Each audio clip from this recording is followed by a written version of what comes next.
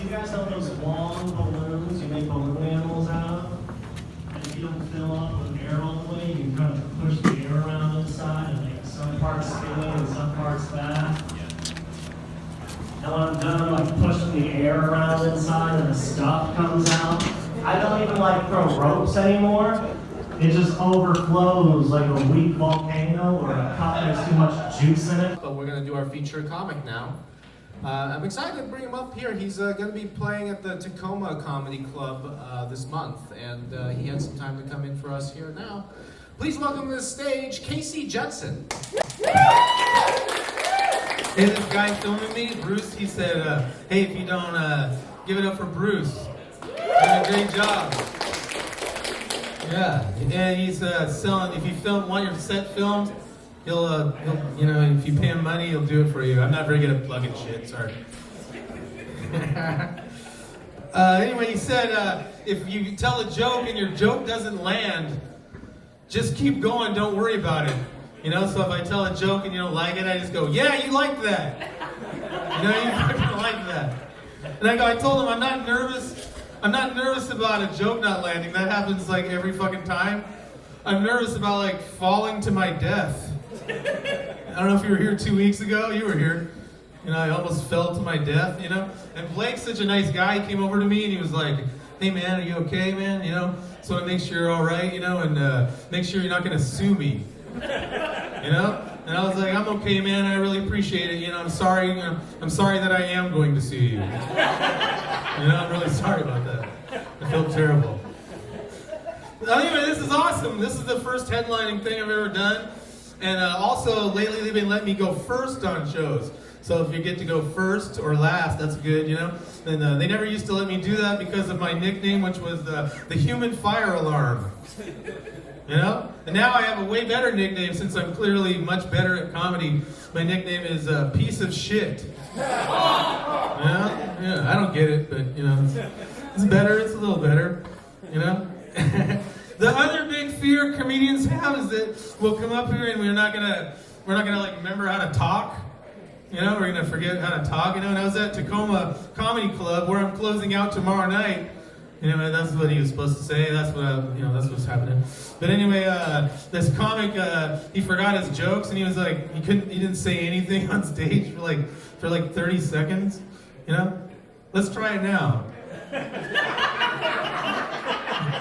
See, I did it for 4 seconds. It's very awkward. It was like 30 seconds, and I wanted to make him feel better afterwards. So I went up to him and I was like, "Hey, man, that's our biggest fear. You know that happened to me like a couple weeks ago. I smoked a joint, you know, and then I went up on stage, you know, and I couldn't formulate a sentence or even think, you know. And then I was like, "Hey, when's this weed gonna kick in?" You know. So I'm hoping it'll work out better this time. Sorry. That's how professionals do it. We read it from a thing. I think I'm getting Alzheimer's. I'm worried I'm getting Alzheimer's. Actually, I'm not worried about it. I'm looking forward to it because nobody expects shit from you anymore, you know? You know? No, literally nothing. You don't expect shit. Hey, does anybody here, I'm recording this and he's recording this.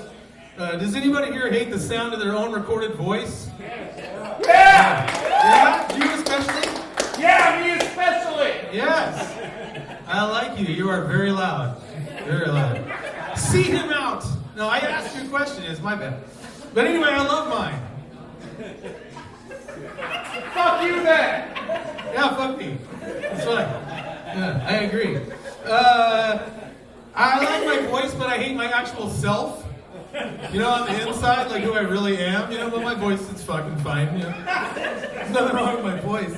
The voice is not the problem. Hey, do you know how you can tell that you don't love yourself enough? It's when your new best friend is the drive-thru guy at McDonald's. You know? Yeah, Mike. His name's Mike, you know? Anyway, I had like several friends told me they weren't gonna come. You know, and then Mike said he would come, so I haven't seen him though, so he used to be my fucking best friend. Fuck that guy. But anyway, I went through the drive-thru the other day, and I was like, hey Mike, it's not gonna cause me any health problems if I go through this drive-thru like 4 or 5 times a week, is it? And he was like, nah, dog. Nah, dog. And then I thought that anytime you ask a medical question, you don't want to hear nah, dog. You know, everything gonna be all right. Everything gonna be all right. Keep getting those Big Macs. Everything's gonna be all right except for I'm going to die. You know, that's basically if you consider that all right.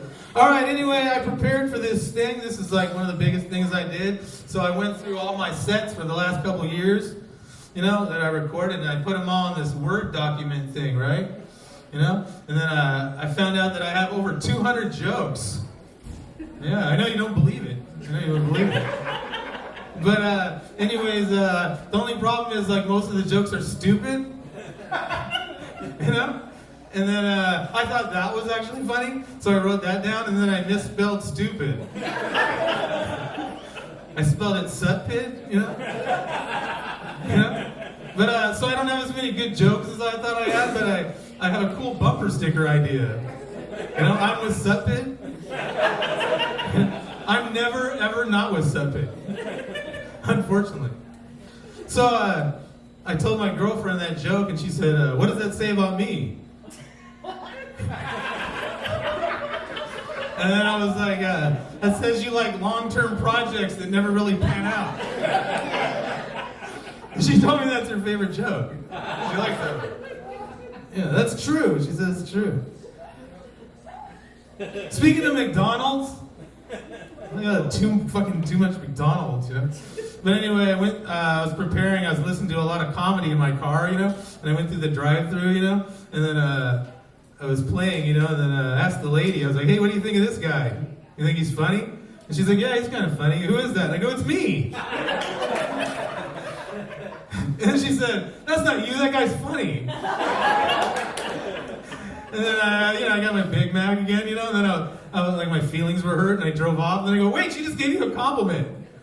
She just basically told you you're funny. You're too stupid to know she complimented you."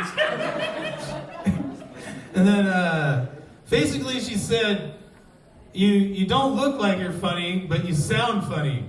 And I was like, "Wow, that's cool. That's progress. It's like the opposite of what I've got my whole life, you know." You're like, "You look very funny, but you're not." All right, we're working on jokes. Sometimes you gotta trim them down. You know, I'm gonna trim all of that joke, I think. This sounds like I'm doing bad or something, but I'm actually doing good because I've been doing comedy 2 years, and I got recognized in an Uber the other day. Yeah, this lady was like, "Hey, weren't you my Uber driver just the other day?" Anyway, fuck her. Anyways, fuck everybody. Okay, so I was at this audition for MVC. Yeah, we did an audition, you know? That's pretty cool. Kind of a big deal. No, anyway. But anyway, I was at an audition, and this kid walked up to me while we were in line, and he was he must have saw me do the same fucking joke for 2 years, because he was like, "Hey, you look like a really, really old Leonardo DiCaprio." And I was like, that's, he's awesome and everything, but how old are we talking about? You know, like a senior? And he was like, "Yeah, like a senior." And I looked, and I'm actually almost 6 years younger than Leonardo DiCaprio. Also, every time I tell that, I try to get a year younger than Leonardo DiCaprio, just trying to see how long I can do it before people call bullshit. And like, I'm 25 years younger than Leonardo DiCaprio. It's crazy how young I am, right? I dyed my hair gray. You know? So anyway, at the same audition, I was in line, and I was hungry, you know, and cold, and it was early. And I told my friend I thought of the perfect line that's going to win me the whole thing. I'm going to go in there, I'm going to say, "I've been waiting outside since 5:45. You know, I'm really, really thankful for the opportunity, but I was hoping to get a free breakfast out of the whole deal." Yeah, that's what he said would happen. And then he said, "Yeah, don't say that. Don't say it. Just say a joke." And I was like, "Hey man, that is a joke. I just disguise my jokes as very unfunny sentences." All right, Joe liked it. Joe liked it. It's all for you, Joe. That's right. That's right. Right after that happened, a motorcycle drove by. It was crazy. But anyway, this other guy, Quentin Jones, came by and he was like, "Oh, just what you old white guys need is more opportunities." You know? And I was like, "This one does, I'm fucking hungry." You know? Yeah. And so anyway, I lost. Obviously, so after I lost the audition, I went to another comedy place. You know, where one thing you don't know about comedy is anytime you're feeling down, you can always go to another comedy place and you always get love and support from your fellow comedians. You know, so this guy was like, "Hey, what's up, you old fat white idiot? Did you do bad at your fucking audition?" You know? And then I had to think of a zinger back at the guy. You know, I don't want to say his name or anything. That'd be mean. But so I was like, "Hey, man, you know, it kind of hurts my feelings, you know, when you like insult me like that, you know." Because, you know, I had like abusive mom, you know, and then I internalized a lot of abuse from like shitty friends and like schools and shit. So I don't know if I should let you just say whatever the fuck you want, or I should fucking choke you till you die, or, you know. But I was thinking maybe since we're both adults, maybe we could just like, you know, you can like roast me, but maybe don't do it every fucking time you see me. Zinger! Yeah. And your mother's a whore, by the way. Sterling Washington, you fucking goat-faced motherfucker. Hey, if you look like a fucking goat-face, don't talk shit about people. I'm just telling you, it's a little bit of advice, because it's going to get mentioned. You know what I mean? He's got a face like a goat. You know, what are you going to do? And his mother's a whore, by the way. Did I mention that? She is dirty, let me tell you. Fuck that guy. Anyways, all right. Hey, edit that out. No, don't edit it out.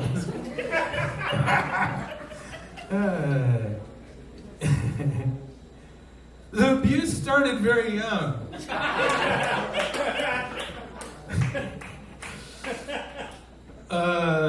My mom would move like every 3 months, and I'd have to go to a new school. You know, and because my name is Casey, they'd make fun of my name.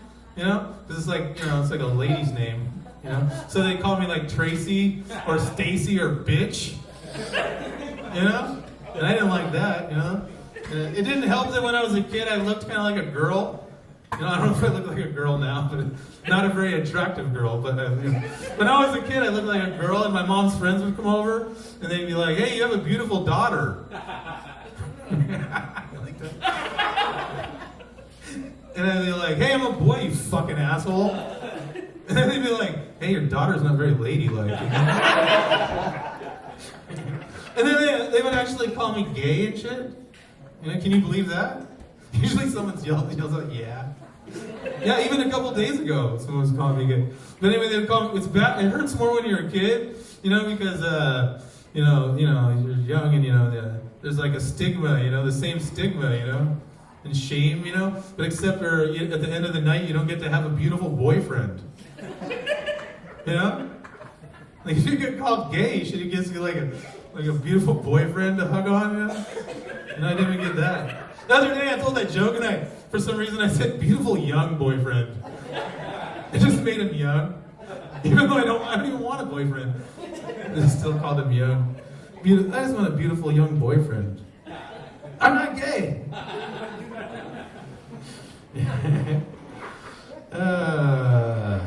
My image in comedy is that I am a really nice guy for a shady person who seems like a criminal. Yeah. And my friend at the open mic, Ron Morgan, he introduced me once as, "Hey, this guy, he probably hasn't killed anybody.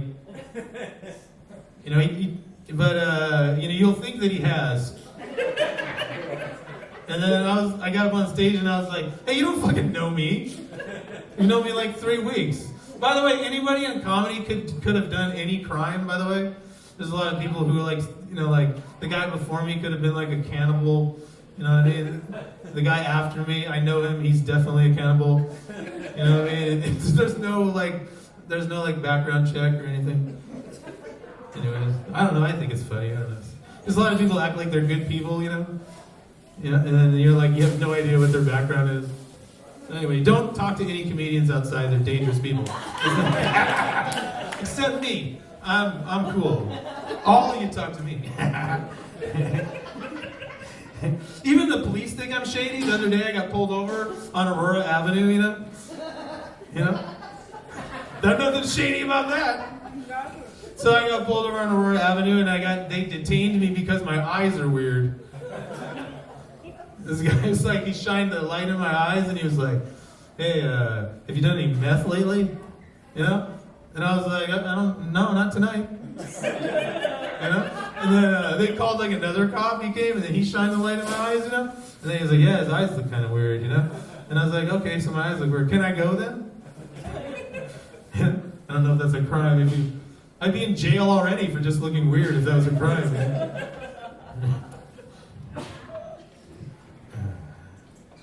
I met this lady outside of a comedy club the other day, and she told me she's a bank teller. She was beautiful. She looked like a princess, you know.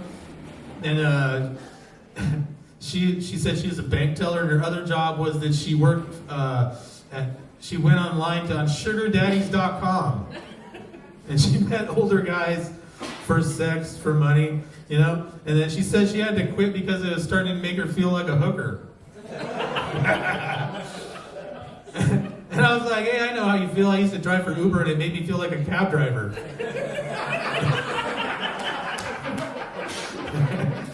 And then I said, "Hey, don't get me wrong. I'm not against hookers. My record is pretty clear and very disgusting."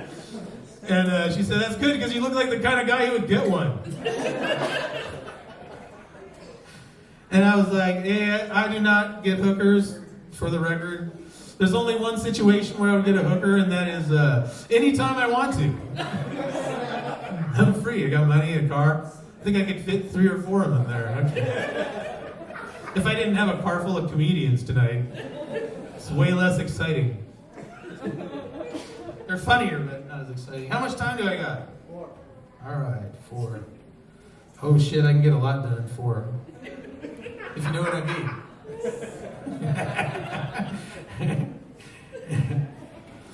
They told me not to do serial killer jokes. They said that people will not like you if you do that. And the other day I was in Tacoma, and a guy said, "Hey, you shouldn't do jokes about serial killers." And I was like, "Hey, I'm going up to Seattle. You know? Serial killing is the ultimate form of passive aggression. They love them up there. You know? Hey, you know what the worst part of serial killer is? It's besides the murder part. Set that aside. The worst part is that when they're done murdering, they go in like a 7-Eleven and they get like a Snapple, you know, and a pack of American Spirit Blues, you know. Like I have some here, you know. Like a hot dog or whatever. And then they go up to the cashier and they're like, "How are you tonight?" You know? "Just getting a Snapple and a pack of cigarettes. Nothing to see here."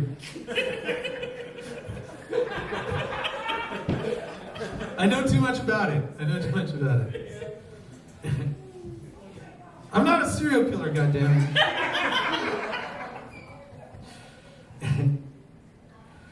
The other day, this comic named Juggalo Jake asked me to give him relationship advice. And I was like, yeah, you might not want to do that. You might want to reconsider. But okay. And he told me he met this lady and they were dating for like 3 weeks, and then she just wanted to be friends, you know? And then she started sending him pictures of a guy she met on like a dating app, you know? Like Tinder or whatever. And then he was getting really fucking mad, you know? And then he wouldn't want to upset her, so he didn't tell her, so he's just staying in his apartment and being mad. And I was like, hey, I got just the thing to say to her. It's gonna fix the whole thing. The next pictures he sends you, just go, hey, that guy Jeff there, he looks like a really nice guy, but why are you trying to get him killed? You know? And yourself. Don't ever fucking send me pictures like that ever again. You know? They just look at her and eye. Don't ever send me pictures like that. As long as you live, do you fucking understand me? And then he was like, that sounds angry. Is that gonna work? And I was like, no, I mean, she'll probably never talk to you again. That's usually what happens, but it's better than what you're doing. You know what I mean? You know, you don't have to deal with her shit anymore, you know? Alright. Hey, I recently became single, and I started doing the Tinder thing myself. Tinder's kind of cool, because you can get up early in the morning at like 8 a.m., you know? and you can like look at pictures of women, you know, their profiles, and you can like pretend you're rejecting them. You know, you can be like, oh yeah, you're really gorgeous, you're beautiful. Yeah, not for me, not for me. You're somebody else's problem now, you know. Swing. But anyway, I met one that I liked. This lady, she had a profile that we matched, and her profile was one sentence. It was, I'm looking for a great guy. Under 5'11", need not apply. Namaste. I just thought namaste is funny, you know, even though I don't know what it means. But then I looked up namaste. You guys know what namaste means? Anyway, it means like, I see God inside of your soul, you know? And then I look at you and then I bow to your soul. You know? Unless you're under 5'11", then you can go fuck yourself. All right, I had a good time. Thanks for coming out.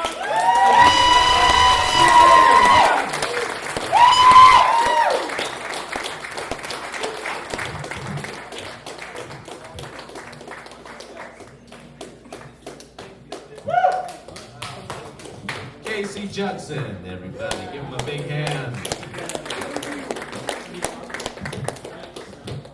First time feature headlining, huh?